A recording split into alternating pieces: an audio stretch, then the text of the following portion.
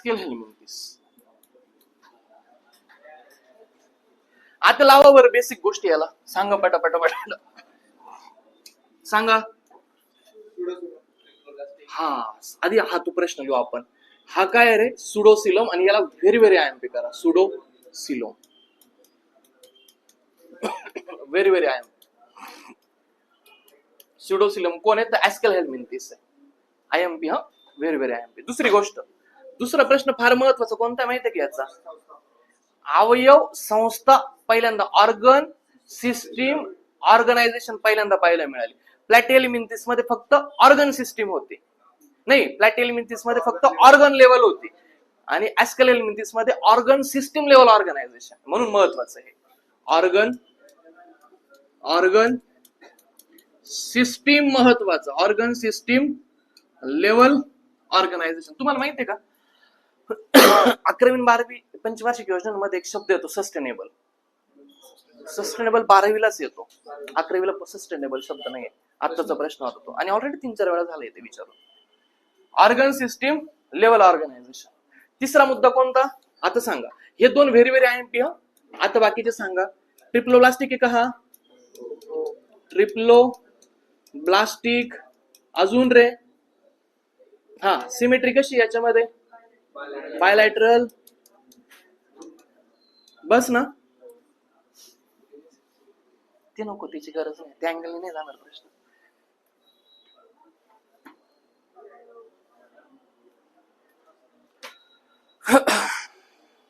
Real वर्म यांना real वर्म असं म्हटलं जातं. तुम्हाला विचारतील खालीलपैकी रिअल वर्म्स कोणाला म्हटलं जातं किंवा राऊंड वर्म्स कोणाला म्हटलं जातं. दोन प्रश्न फार महत्वाचे हा याचे. रिअल वर्म आणि राऊंड वर्म्स याला म्हटलं जातं राऊंड वर्म्स. मग मी तुम्हाला विचारतो मग फ्लॅट वर्म कुणाला म्हटलं जातं. फ्लॅट वर्म कुणाला म्हटलं जातं प्लॅटिहेल्मिंथिस. सुंदर प्रश्न आहे बघ. मग फ्लॅट वर्म कुणाला म्हटलं जातं प्लॅटिहेल्मिंथिस. लिहा फ्लॅट वर्म म्हटलं जातं प्लॅटिहेल्मिंथिसला. प्लॅटिहेल्मिंथिस येणार. हा खूप सुंदर प्रश्न प्रेडिक्शनचा यायला पाहिजे हा प्रश्न. रिअल वर्म किंवा राऊंड वर्म कुणाला म्हटलं जातं असं विचारतील आणि नाही विचारलं तर फ्लॅट वर्म ओळखा असं म्हणतील. आणि मग कन्फ्युजन पोरांचं याच्यातच होईल प्लॅटिहेल्मिंथिस काय ऍस्केल हेल्मिंथिस. पण आपण एकदम शुअर शॉट राहायचं. फ्लॅट म्हटलं की प्लेट लिहायचं आणि रिअल आणि राऊंड वर्म आलं की ऍस्केल हेल्मिंथिस लिहायचं. याचा मेन कन्सर्न काय माहितीये का हे मानवामध्ये रोग निर्माण करतात. मानवामध्ये काय निर्माण करतात राजा हे डिसीज रोग निर्माण करतात. आणि मग आता इथून पुढे आपल्याला यांचे नाव आणि त्यांचा प्रकार हा प्रश्न फार महत्वाचा येतो. तो आपल्याला पाहिजे. लोया लोया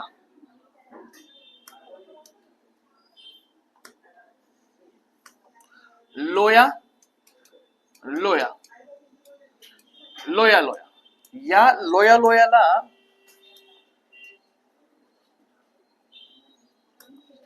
पहिलं एक्झाम्पल काय राजा रोया रोया तसंच येते खरं. रोया रोया लोया लोया. कारण याला काय म्हटलं जातं रे लोया लोयाला आयवम आणि म्हणून रोया रोया शब्द बरोबर लागतो तो. आयवम म्हटलं जातं याला. काय म्हटलं जातं याला आयवम. आय आणि रोया लोयाच्या वरती लिहून टाका रोया.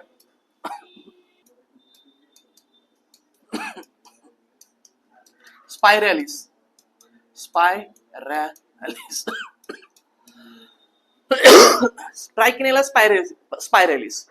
तुम्हाला माहितीये का आपल्या बॉडीमध्ये काही ऑर्गन असे आहेत का जे आपण पिळदार आहे म्हणजे त्याला आपण पिळदार आहे नाही का त्याचं आपण असं स्पायरल करू शकतो. त्याला तुमचे हात असतील तुम्ही असं वाकू शकता. शरीर असं पिळदार असतं नाही का असं थोडस मोल्ड होऊ शकतं स्पायरल होऊ शकतं. आणि म्हणून याला म्हणायचं मसल वॉर्म. मसल आपल्या मसल थोडेसे पिळू शकतात ना आणि म्हणून ह्या स्पायरल म्हणजे काय पिळणं नाही का स्पायरल करणं आणि म्हणून याला म्हणायचं मसल वॉर्म. मसल वॉर्म लक्षात राहण्यासाठी मसल वॉर्म. स्पायरल शब्द आला का मसल वॉर्म चूज करायचं. रोया रोया आलं लोया लोया आलं की आय वॉर्म चूज करायचं. लोया लोया आलं की आय वॉर्म क्युलॅरिस. एंटेरोबायोस व्हर्मॅक्युलॅरिस. एंटेरोबायोस व्हर्मॅक्युलॅरिस. आता इथे एक शब्द आला बघा, कोणता? एंटर. आतमध्ये कधी कधी आपण ज्यावेळेस पार्सल आणतो आणि ती पिन असती, ती पिन काही काही तोंडात जाते, काही काही लोकांच्या असे एक्झाम्पल आहेत. ते खाताना नेहमी ते प्लास्टिकच्या पार्सलच्या पिना व्यवस्थित काढल्या पाहिजे बरं का, ते खतरनाक प्रॉब्लेम होतो. मग काय एंटर झाली रे? पिन एंटर झाली. पिनवम लक्षात ठेवायचं. काय लक्षात ठेवायचं? पिनवम. याला 2-3 शब्द आहेत, पिनवम, सीटवम. 2 शब्द त्याला, पिनवम आणि सीटवम. पिनवम आणि सीटवम जोड्या लावायचा प्रश्न तयार होतो बरं का. म्हणून असंच लिहिलं मी, लोया लोया आयवम, स्पायरुलेसिस मसलवम, एंटेरोबायोस व्हर्नॅक्युलॅरिस म्हटलं तर पिनवम किंवा सीटवम. पिन एक्सप्लेन करतो इथे. डिसीजचे 2 प्रकार सांगतो मी, ऍक्यूट आणि क्रोनिक. तुम्ही ही गोळी घेतली का रे? क्रोसिन. क्रोनिक वर एक शब्द तयार होतो बघ, क्रोसिन. क्रोसिन कशासाठी घेतात रे? डोकं दुखणं आणि ताप. डोकं दुखण्यासाठी क्रोसिन मोस्टली घेतो आपण. आता काही असे आजार असतात ना का जे आयुष्यभर डोक्याला ताण देतात. आयुष्यभर डोक्याला ताण देतात. जसं ब्लड प्रेशर, शुगर. जर इन्सुलिन वरती माणूस असेल, इंजेक्शन वरती, आयुष्यभर डोक्याला ताण आहे. मग हे जे क्रोनिक असे डिसीज असतात जे आयुष्यभर डोक्याला ताण देतात, म्हणजे हे डिसीज हळूहळू लागण होते आणि आयुष्यभर टिकतात. लक्षात कसं रे? क्रोसिन. क्रोनिक वरून काय लक्षात ठेवायचं? क्रोसिन, डोकं दुखतं, आयुष्यभर डोक्याला ताण देतात, आयुष्यभर टिकतात, हळूहळू होतात आणि आयुष्यभर टिकतात. For example blood pressure, for example sugar, for example cancer, आयुष्यभर टिकतो. ऍक्यूट म्हणजे चटकन होतो, आणि चटकन होतो पण चटकन बरा पण होतो, नाही तर माणसाला तो वरतरी घेऊन जातो, काहीतरी डिसिजन घेतो. अजिबात तो कन्फ्युज नाही, तो तुमची लाईनच लावणार. एकतर तो स्वतः निघून जाणार, नाही तर तुम्ही निघून जाणार. त्या डिसीजला काय म्हणायचं? ऍक्यूट. फॉर एक्झाम्पल काय? कोणतं लिहू एक्झाम्पल? रेबीज आहे. रेबीज जातोच ना, माणसाला घेऊनच जातो ना. Swine flu, corona. कसा आहे कोणी असं ज्याला आयुष्यभर कोरोना झालाय? नाही. हे डिसीजचे प्रकार, आणि याच्यावरती तुला प्रश्न आलाय. याच्यावरती प्रश्न आलाय. मी ते एक्सप्लेन नव्हतं केलं डिसीज मध्ये, इथं विषय आला, मी तुम्हाला सांगून दिलं लगेच इथे. आणि याच्या एरियानुसार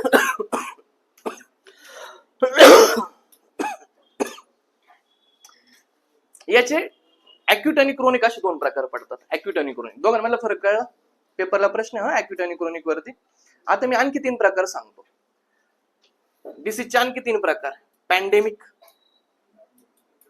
पॅन्डेमिक, एपिडेमिक आणि एंडेमिक. आणि एंडेमिक. आता बघा याच्यामध्ये फरक सांगतो मी आधी. आता हे कसं लक्षात ठेवायचं बघा. काही जे डिसीज असे असतात की जे विशिष्ट एरियामध्ये एंड होऊन जातात, ज्याचा एंड एखाद्या विशिष्ट एरियात.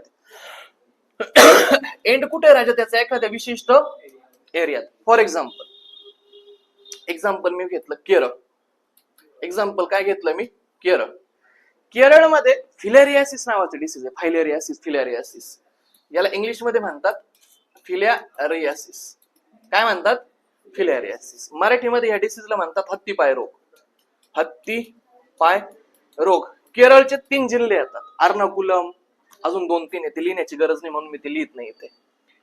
तर हा जो हत्तीपाय रोग आहे, फिलॅरियासिस आहे, हा फक्त केरळमध्येच मोस्टली जास्त पाहायला मिळतो. म्हणजे याचा एंड कोणत्या एरियात आहे? विशिष्ट एरियात. मग फिलॅरियासिस हा जो डिसीज हा कोणता झाला? एंडेमिक. तुम्हाला माहिती गॉइटर, गॉइटर गलगंड मराठीमध्ये म्हणतात. काय म्हणतात? गॉइटर. इंग्लिश मध्ये त्याला म्हणतात गॉइटर, मराठीमध्ये त्याला म्हणतात गलगंड. काय हरकत? हा मोस्टली डोंगराच्या पायथ्याच्या लोकांना होतो. मान्य आहे का? डोंगराच्या पायथ्याच्या लोकांना होतो. पंजाबी लोक, सिंधी लोकांमध्ये याचं प्रमाण जास्त आहे. एका विशिष्ट एरियात मर्यादित आहे. एका विशिष्ट एरियात आहे ना फक्त. मग असे डिसीज जे एखाद्या विशिष्ट एरियामध्येच एंड झालाय, त्याचा पुढे प्रसारच नाही झाला, त्या डिसीजला म्हणायचं एंडेमिक. आणि त्याचं एक्झाम्पल कोणतं आहे राजा? काय लिहिलं मी इथं? फिलॅरियासिस. काय लिहिलं इथं? फिलॅरियासिस. मग प्रश्न असा पडतो की फिलॅरियासिस हा जो डिसीज आहे हा नेमका कुणामुळे होतो? प्रश्न काय? फिलॅरियासिस हा जो डिसीज आहे हा नेमका कुणामुळे होतो? तर हा उचेरेरिया कोणामुळे होतो? बोला ना. उचेरेरिया बँक्रॉप्टी, जो आता मी नाव लिहितो ना इथे, कुठे लिहिलं मी इथे? नाही लिहिलं की इथे? हा, इथे मी जे लिहिणार उचेरिया बँक्रॉप्टी, त्याच्यामुळं हा हत्तीपाय रोग होतो. कोणता डिसीज होतो हा? हत्तीपाय रोग. उचेरिया बँक्रॉप्टी नावाचा जो आहे त्याच्यामुळं हा फिलारियासिस होतो. याच्यावर 2 प्रश्न आहे बरं का. पहिला प्रश्न हा आहे की हा एंडेमिक डिसीज, हा पहिला प्रश्न आहे. दुसरा प्रश्न हा कशामुळे होतो? उचेरिया बँक्रॉप्टीमुळे. आणि तिसरा प्रश्न आहे याची चाचणी केली जाते मध्यरात्रीला, मिडनाईट, दुपार सकाळ संध्याकाळ याची चाचणी होत, मिडनाईटला याची टेस्ट केली जाते, मिडनाईटला. 3 प्रश्न आहेत बरं ह्या कंटेंट वरती. किती प्रश्न आहेत? 1 2 3 4, सॉरी 1 2 3, हे 3 प्रश्न आहेत. चौथा प्रश्न याच्यावरती, या स्लाइड वरती मी तुम्हाला 4 प्रश्न एक्सप्लेन केलेत. डन. आता मी तुम्हाला 2 गोष्टी सांगायच्या राहिला. पॅन्डेमिक, पॅन म्हणजे पूर्ण जगात पसरणारे डिसीज, जे डिसीज पूर्ण जगामध्ये एक्झिस्ट आहे. पॅन, फॉर एक्झाम्पल एड्स, अख्ख्या जगात आहे, अख्ख्या जगात आहे ना एड्स. कोरोना अख्ख्या जगात झाला ना, बरोबर ना. अजून झिका, नाही झिका युगंडामध्ये मोस्टली होता, पूर्ण जगात नाही आला. भारतात कुठे आला झिका भारतात नाही आला. याचे बी लिहिलं ना एड्स. तुम्हाला कळलं? कन्सेप्ट कळली नाही, कन्सेप्ट कळली ना. आणि आता दुसरं राहिलं कोणतं? इपिडेमिक. याच्यावरती प्रश्न आलाय बरं का. तो एक प्रश्न, हा दुसरा प्रश्न, हे 5 प्रश्न एक्सप्लेन करतो या स्लाइड वरती मी.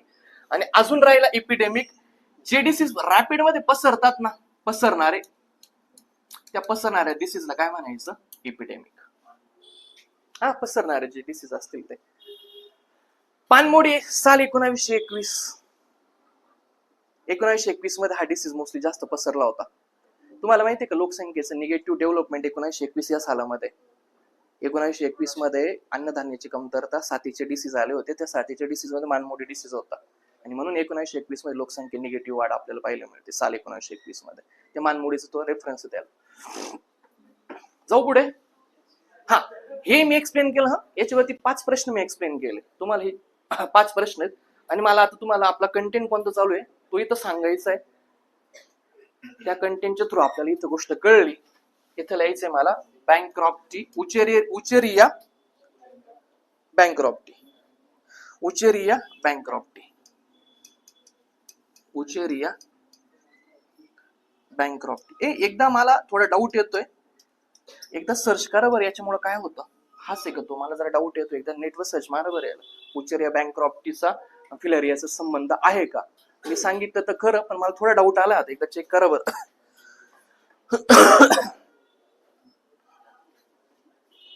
उचेरिया बँक्रॉप्टी, याला फिलेरिया वर्म म्हटलं जातं. फिलेरिया वर्म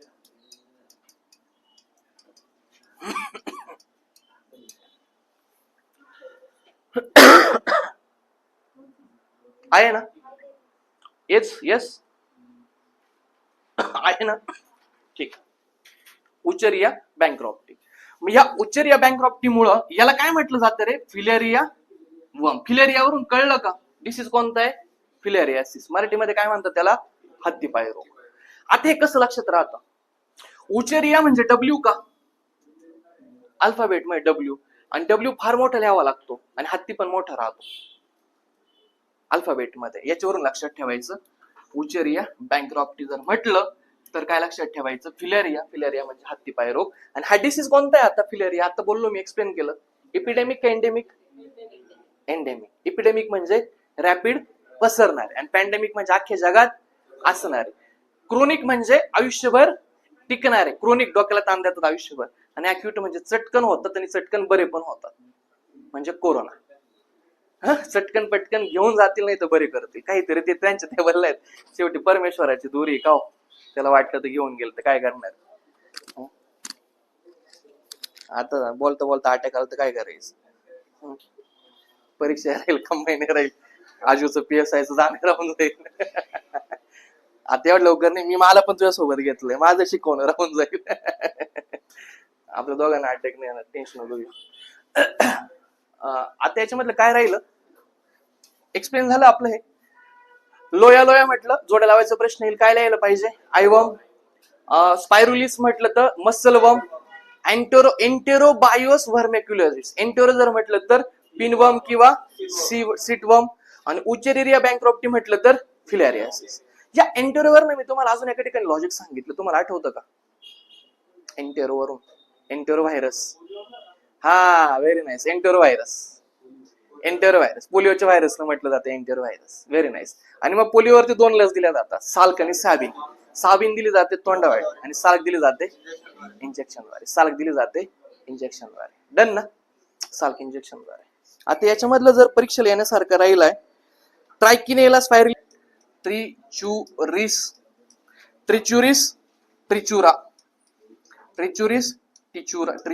विपवर्म, त्याला म्हणायचं विपवर्म.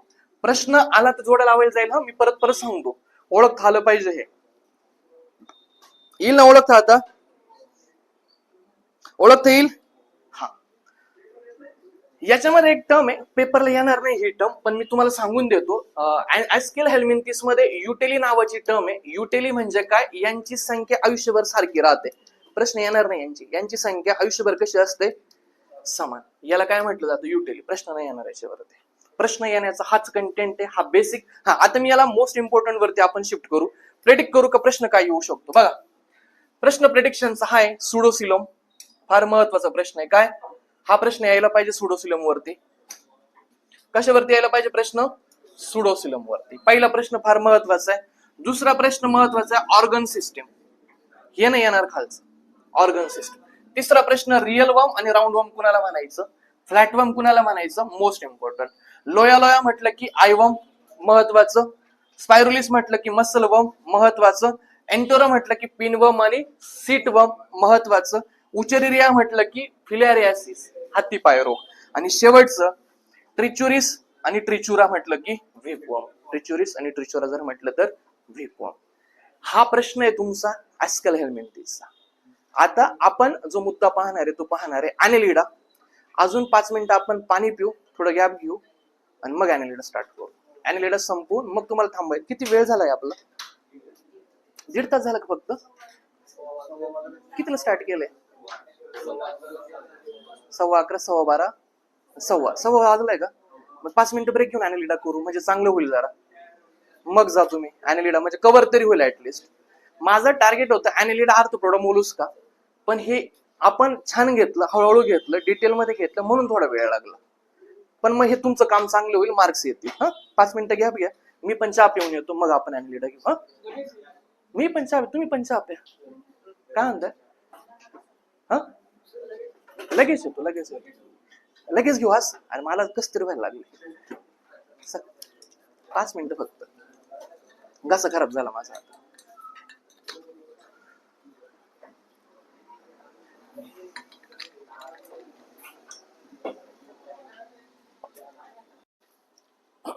3 गोष्टी आहेत बरं का. हे झालं ना, मध्ये पेज आहे का? ओके. हे बघा, ऍनेलिडा आर्थ्रोपोडा मोलुस्का, एकतरी ह्या तिघांवरती प्रश्न जाईल. फार महत्वाचे हे 3. हे 3 नाही विचारले ना तर त्यांना फार इंटरेस्ट आहे अँफिबियन्स वरती, माशांवरती आणि पक्ष्यांवरती. हे जे 3 सेक्शन आहेत ते पण फार महत्वाचे आहेत. मासे, अँफिबियन्स आणि रेप्टाइल्स आणि एव्स, हे 4 सेक्शन पुढचे फार महत्वाचे. ते सोपं आहे, ते लक्षात ठेवायला जास्त अवघड नाही. त्याच्यामध्ये कॉम्प्लिकेशन फक्त माशांचं येतं. आता एक प्रश्न होता बघा माशांचा. कॉम्प्लिकेशन मासाने असं विचारलं. ओके, चांगलं लॉजिक लावलं. याच्यामध्ये अजून एक गोष्ट आहे बघा,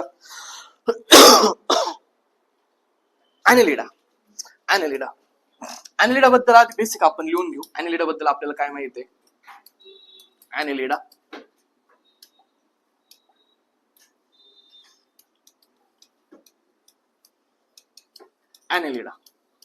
सगळ्यात आधी आपण काय काय पाठ केलं होतं रे ऍनेलिडाचं? का ऍनेलिडामध्ये असे प्राणी येतात. कोणकोणते प्राणी येतात सांगू बरं? गांडूळ, लीच आणि नेरिस. 3 प्राणी आपण पाठ केलेत, गांडूळ, लीच आणि नेरिस. काय हरकत यात? तुम्हाला सगळ्यांना माहित आहे, गांडूळ, लीच आणि नेरिस हे 3 प्राणी येतात. त्याच्यानंतर आपण ऍनिलिडामध्ये काही गोष्टी ऑलरेडी प्रकर्षाने बेसिक मध्ये पाहिल्या. कोणत्या? हा, हे कसे येतात? सिलोमेट्स. दुसरं triploblastic. Organ system level organisation. Organ system level organisation. आणि सिमेट्री कशी येते याच्यामध्ये? बायलॅटरल. काय हरकत? एवढं आपण छानपणे करून घेतलंय. बायलॅटरल येतात. हा, दुसरी गोष्ट, ह्या प्राण्यांची बॉडी कशी असते राजा? सेगमेंटेड. कशी असते? सेगमेंटेड. जर सेगमेंट एका ठिकाणी जास्त येत असतील तर त्याला काय म्हटलं जातं? मेटामेरिझम. डन का? हे जे प्राणी आहेत हे एकलिंगी पण असतात. कसे असतात? एकलिंगी पण असतात. द्विलिंगी पण असतात, म्हणजे बायसेक्च्युअल पण असतात. ते कसे असतात? बायसेक्च्युअल पण असतात. ते दोघं पण असतात. मी तुम्हाला गांडूळ एक्सप्लेन केलं होतं बघा. स्वतःमध्ये पण रिप्रोडक्शन करू शकतं आणि ते दुसऱ्या सोबत पण रिप्रोडक्शन करू शकतं. बायसेक्च्युअल असतात. आणि मी तुम्हाला बायसेक्च्युअल साठी इथं काही शब्द लिहून दिले होते. हर्मॅफ्रोडाइट आणि अजून एक आहे मोनोशियस.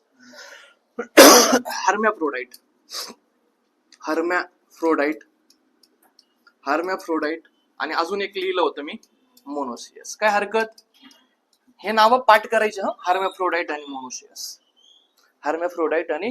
मोनोशियस. हा प्रश्न आलाय. मेटामेरिझमचा हा प्रश्न आलाय. सेगमेंट किती प्राण्यांना असतील राजा? 2. ऍनिलिडा, आर्थ्रोपोडा. मोलुस्काला असते का? मोलुस्काला असत नाही. मोलुस्काला नसते. मोनोशियस म्हणजे बायसेक्च्युअल. हर्मॅफ्रोडाइट बायसेक्च्युअल. अजून इथं मी 1-2 टर्म लिहून टाकतो, आलंच आहे तर. पॅरासाइटचा अर्थ कळलंय तुम्हाला, आता सांगायची गरज. दुसऱ्यांवरती जगतो आणि दुसऱ्याचा जीव पण घेतो, पॅरासाइट. अजून एक शब्द आहे रे, सॅप्रोफाइट. सॅप्रोफाइट म्हणजे? सॅप्रोफाइटची स्पेलिंग सांगा रे. सॅप्रो, पीएच का? सॅप्रो PHY. सॅप्रोफाइट. ओके, सॅप्रोफाइट. आणि अजून एक शब्द आहे का जे दुसऱ्यांचं रक्त पितात, सँग्विओरस. दुसऱ्यांचं जे रक्त पितात ना, जळू लीच, सँग्विओरस म्हणतात ना त्याला.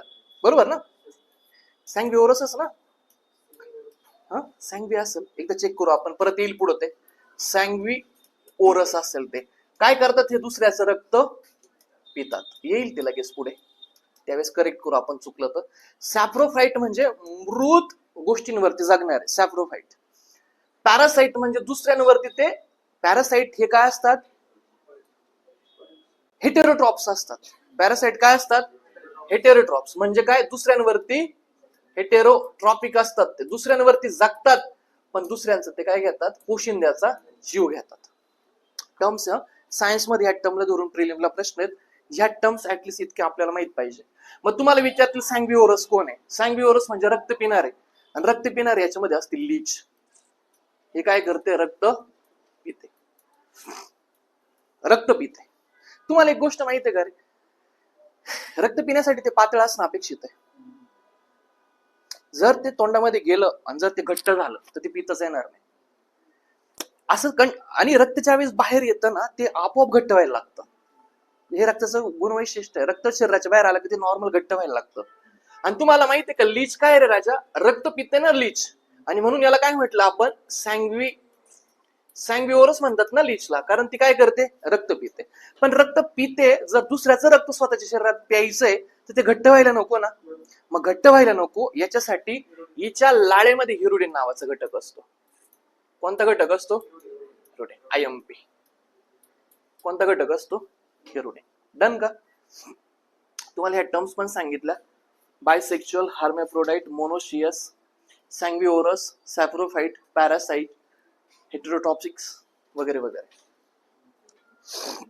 की हे जे प्राणी असतात बघा, ऍनिलिडा आहे, गांडूळ. ऍनिलिडामध्ये गांडूळ, लीच, नेरिस हे जे प्राणी येतात, यांना पाय नाही बघा, पण तरी हे मूव करताय, सरपटताय. मग हे सरपटण्यासाठी यांच्या शरीरामध्ये सीटे असतात. सीटे. हे फार महत्वाचं. हा प्रश्न येणार. SETAE सीटे. हे सीटे कशासाठी असतात रे राजा? यांना मुवमेंट करण्यासाठी, मुवमेंट हालचाल करण्यासाठी यांच्या बॉडीमध्ये काय असतात? सीटे आणि पॅरापोडियम दोन गोष्टी येतात. सीटे आणि पॅरापोडियम. पण पॅरापोडियम याच्यामध्ये नसतो, याच्यामध्ये आपल्याला फक्त सीटे लक्षात ठेवायचं आहे. सीटेवरती प्रश्न येणार. तुम्हाला विचारतील गांडुळाच्या शरीरामध्ये हालचाल करण्यासाठी कोणता अवयव असतो? कोणता अवयव असतो? सीटे अवयव असतो. कोणता अवयव असतो? सीटे. गांडूळ ऍनेलिडा संघातले जे प्राणी आहेत त्यांच्यामध्ये ब्लड सर्क्युलेटरी सिस्टीम असते, पण एक वैशिष्ट्य आहे, त्याच्यामध्ये आरबीसी नसतात. याच्यामध्ये काय पाहायला मिळते आपल्याला? ब्लड सर्क्युलेटरी सिस्टीम मला पाहायला मिळते, बट काय राजा? याच्या शरीरामध्ये मला आरबीसी पाहायला मिळत नाही. काय हरकत? महत्वाचा मुद्दा आहे हा. याच्या बॉडीमध्ये ब्लड सर्क्युलेटरी सिस्टीम आहे, पण मला आरबीसी पाहायला मिळत नाही. श्वसनासाठी याच्यामध्ये काय असतात रे? ब्रॉन्की असतात. लक्षात ठेवायचं. श्वसनासाठी काय असतं त्याच्यामध्ये? ब्रॉन्की आपल्याला श्वसनासाठी याच्यामध्ये पाहायला मिळतात. ब्रॉन्की जास्त महत्वाचं नाहीये, पण उत्सर्जनासाठी नेफ्रेडिया आलेला आहे प्रश्न याच्यावरती. उत्सर्जनासाठी काय असतं याच्यामध्ये? नेफ्रेडिया. फार महत्वाचा मुद्दा. आयएमपी करा, आयएमपी करा याला. उत्सर्जनासाठी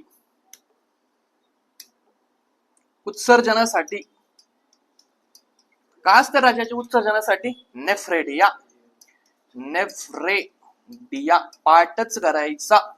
उत्सर्जनासाठी ब्लड सर्क्युलेटरी सिस्टीम, पण आरबीसी याच्यामध्ये पाहायला मिळत नाही. मग याच्या ब्लड मध्ये नेमकं काय असतं?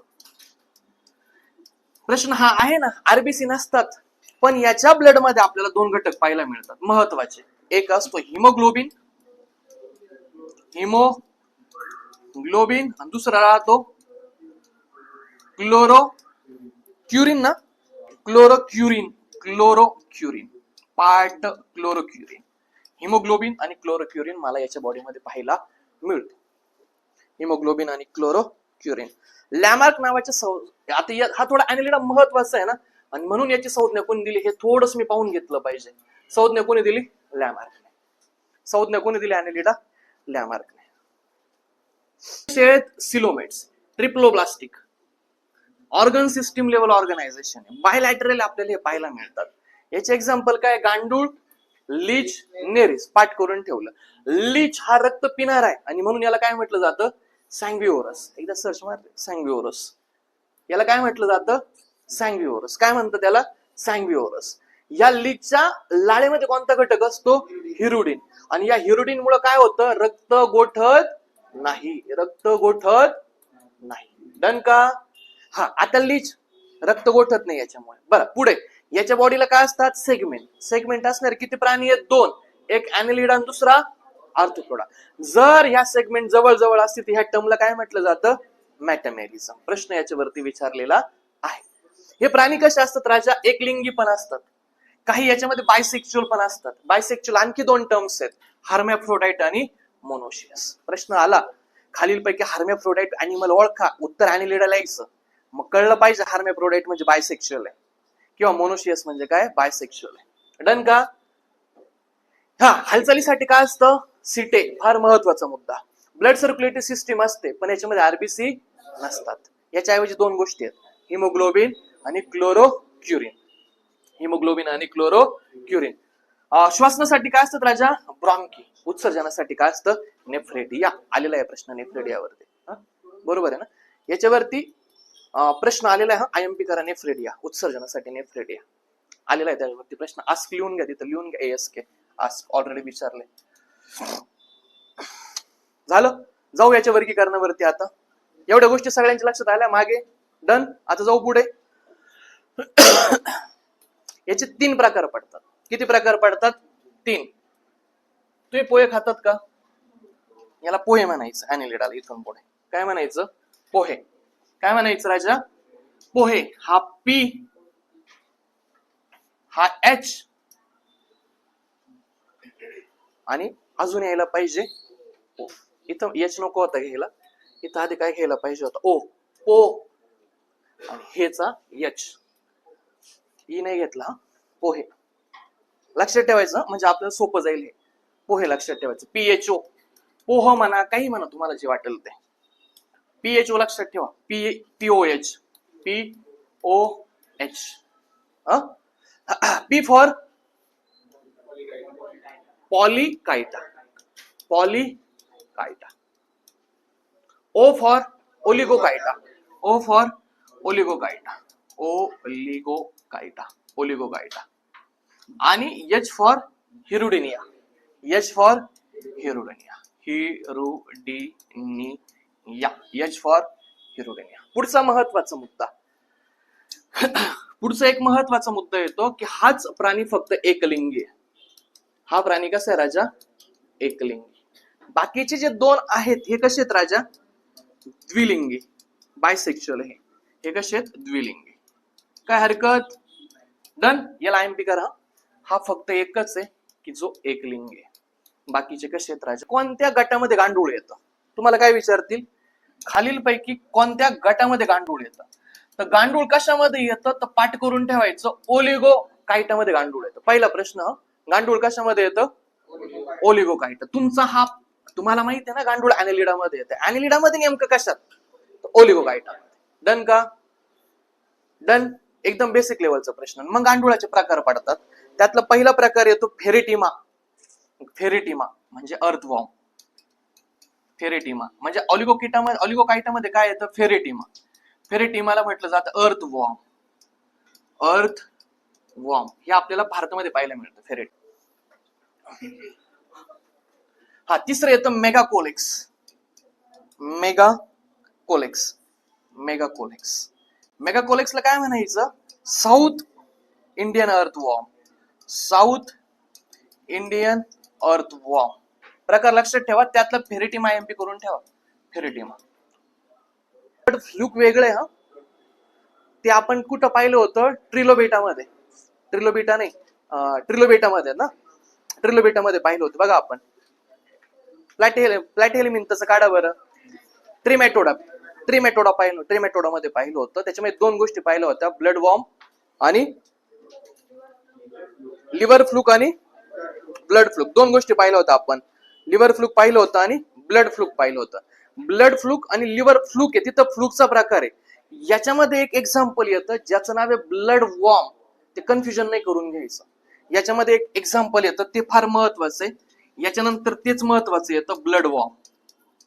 Blood warm.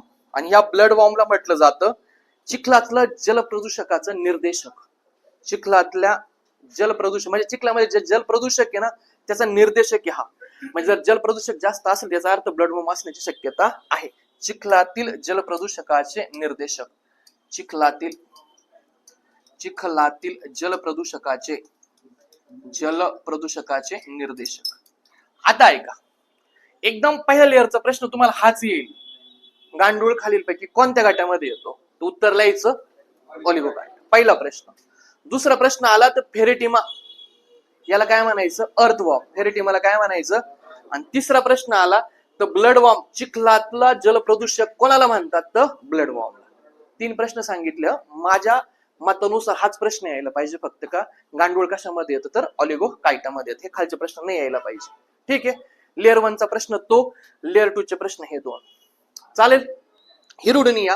हिरुडिनियाचं एक्झाम्पल येतं लीच. आता मी तुम्हाला सांगितलं ना हिरुडिनियाचं एक्झाम्पल कोण येतं राजा? लीच.